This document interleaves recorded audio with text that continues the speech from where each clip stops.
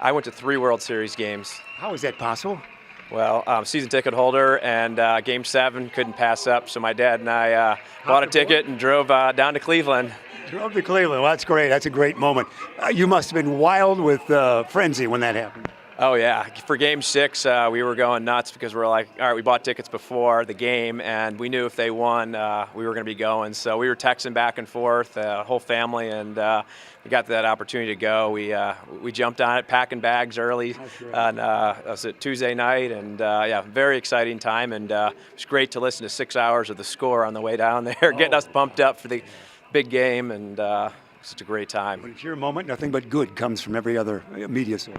Yeah, you know, it's everything right now is pretty celebratory, so it's just fun taking it all in. You being a college star, of course, Arizona State, a great Larkin star, knowing many of these guys, you had a chance to really celebrate with the team after Game 7, didn't you? So we got down by the dugout after, and it was really cool to get down there and just be right up there with the team and see them bring out the trophy, and just everyone's splashing everyone with beer, and then it started raining, and we were out there for almost 2 hours, I would say, and just got drenched, and pretty cool moment.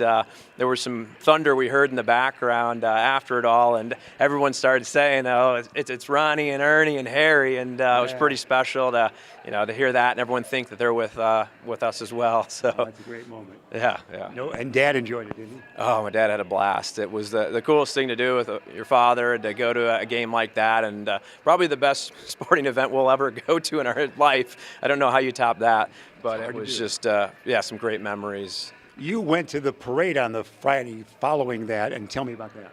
So I went to the parade with my brother. We got up pretty early, but not early enough. I couldn't believe how many people were down there, 5 million in total, which was amazing. So it was very crowded, but all Cubs fans, everyone having a good time, and stayed for the whole parade, and went back to Wrigleyville. We had to get a picture in front of the marquee after, and get a celebratory beer. I didn't get to do that with my dad. We stayed at Progressive Field till 2 a.m. Until they basically kicked us out, and the bars in Cleveland closed at 2:30. So we were a little bummed, but hey, it was all good. I got to share that moment with my brother, and we had a lot of fun.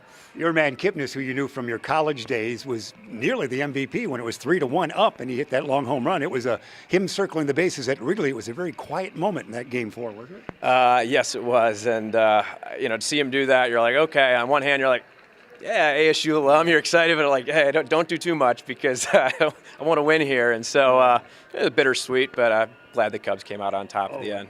That was the lowest moment, but you climbed the mountain, and it was tremendous after that. And Kipnis went to school with Bartman, didn't he? Yes, he did. That's incredible. You couldn't chart that. No, and he actually said Bartman should probably, either throw out the first pitch, maybe next year, they get their rings. That'd be kind of cool. Well, you've got the entire 6 degrees of separation of the entire baseball world with all that.